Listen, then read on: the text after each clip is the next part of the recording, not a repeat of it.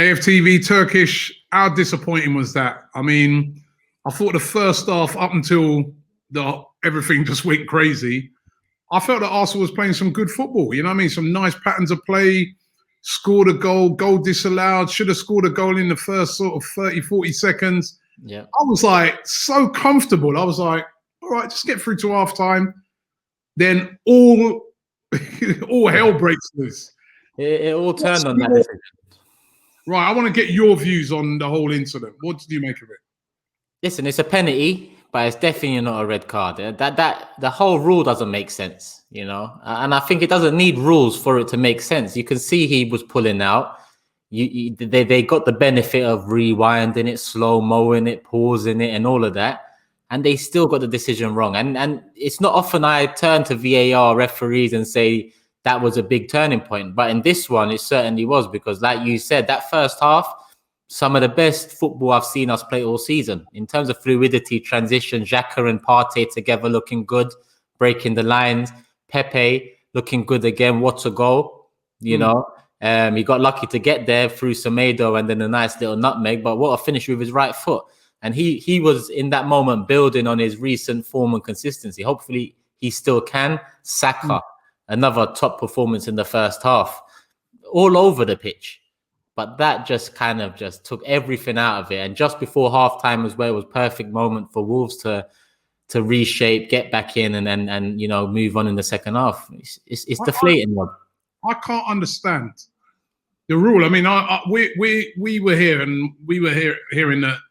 I think it's Peter Walton, the referees in the studio at BT, was saying what David Luiz should have done was actually foul the player, then he would have only got a yellow. I mean, this is ridiculous. Exactly. You'd want Peter Walton or some of these lot to come out instead and tell the truth. It's nonsense. How can it be that is the cure, to actually go ahead and foul him, because then it'd be a yellow card?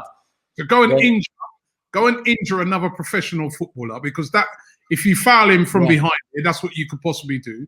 So go and injure him and you'll get a yellow. But don't injure him, let him go through and you get a red. Doesn't make any sense. Well, he should be calling that out instead of offering, you know, it's a tongue-in-cheek excuse, but that's what it is. Instead, highlight the true problem, and that is that VAR is a good thing, but the people using it obviously don't know what they're actually doing. You know, I think they might need a mixture of people in that room, maybe not just people that are educated behind the screen. Maybe you need some more football people in terms of playing the game in that room, helping make decisions, because football's gone soft as it is, you know, over the last 10, 15 years. And VAR is there to help in terms of good tackles, good pulling out of Instead, it's added more confusion, more controversy. And today, again, I'm going to say it, big turning point. I can't lie, that first half was exciting for me. We did obviously concede some chances, but I think we had the better of it in the first half and we were confident. And then obviously in the second half, they score a worldie. And then later on, we go down to 9 men. I don't know what Leno was trying to do. There's no excuses there. I don't know what Leno was doing, I'll be honest with you.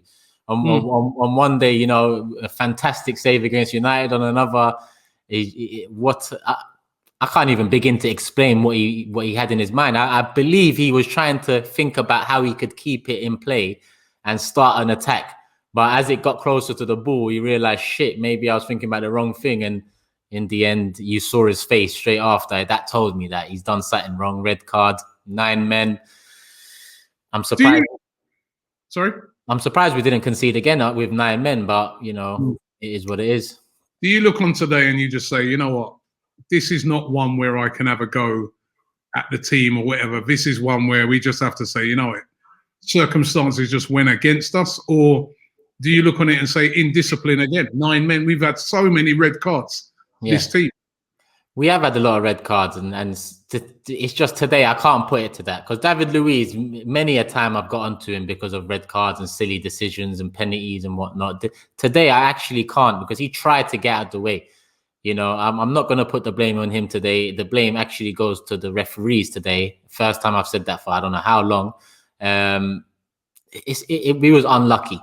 We was unlucky, Rob, because going into the halftime 1-0 up, the first 45 minutes, I thought, you know what? Pretty comfortable, on the fluid. I thought in the second half, we're bound to get another couple goals at least, or another few big chances at least. Instead, right before half time, and then pretty much at the start of the second half, it was the nail in the coffin with what was a fantastic goal from Moutinho, and nothing Leno can do about that. But I wouldn't put it down to indiscipline, Rob. I think it was just one of those days where, and we have a lot of those days, and that's something we've got to ask ourselves why it seems to be we have a lot of those days. But it's another one of those days where it's hard to point the blame in any one direction. It was just out of our hands in a sense. And listen, before you go, I have to ask you. I wanted to catch up with you last night, but we came on pretty late, and I know now there's the patter of little feet. So I want you got to get your sleep. But I wanted to catch up and just find out what you thought in the end of the transfer window, the January transfer window for Arsenal. Listen, I think in an interview earlier in January, I said to you, 5 out, 1 in. They told us that they're focused on outgoings, 5 out, 1 in, and I believe it was 6 out, 2 in the end, or 3 if you're including the loan. So overall, I'd give it a 5 or 6 out of 10 max. Reason I'm saying that is because it's still an average window in the sense that we didn't do the hard work, and the hard work would have been maybe seeing what that interest was in Eddie from West Ham, maybe adding an obligation to buy for Willock or Ainsley Maitland-Niles, because essentially what's going to happen in the summer is a lot of this work we've done comes back. We're going to have Willock back. We're going to have Ainsley back. Eddie's going to be on a 12-month left of his contract. So those were the little bits that could have pushed it up for me. Is that a bad thing, having those two come back? Suppose they go off and they have really good loan moves. But in my opinion, it's not set up well for someone like Maitland-Niles going to West Brom under Sam Allardyce. They're bound to go down. I'd put a lot on them going down. So I don't think that move's going to work out as well as it can. And then I look back on last summer, Rob, and if you look at it last summer, we was offered 15, 20 mil from Wolves for Ainsley Maitland-Niles. 6 months later, he's going on loan to West Brom. In 6 months, he might move on to another club, but we might look back at this and it's another case of, what have you been doing in the transfer market? Eddie, another one. West Ham came in this month, inquired about him. No figures floated. Why didn't we hit back with a figure? Because in the summer, Eddie's got 12 months to go on his contract. So I think those are the things we need to get the most value out of the players we've got left in terms of on the fringe of the club. Ainsley, again, he's not happy. He's the one that came out to Arteta and said he wants to move on. That's the rumours. Socrates, Ozil, Mustafi, Kolasinac, they all came to the club this month and said, we want to move on. So it was the easy work we've done. It's not usually we do the easy work. So that's why I'll give it a 5 or 6 out of 10. But the little things that would have improved it for me is the hard decisions like Eddie. That would have been a hard decision, but it's the right decision. And things like that this summer, we need to get done. Okay, well, Turkish, as usual, thanks, mate. No worries, Rob, man. Next game. Take care, man. Love, Rob.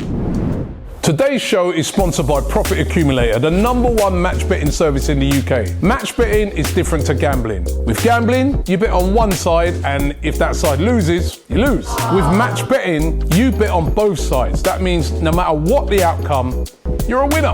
When you sign up to Profit Accumulator, they will walk you through the whole process of how to do match betting, and as long as you follow what they tell you, you cannot lose. So what are you waiting for?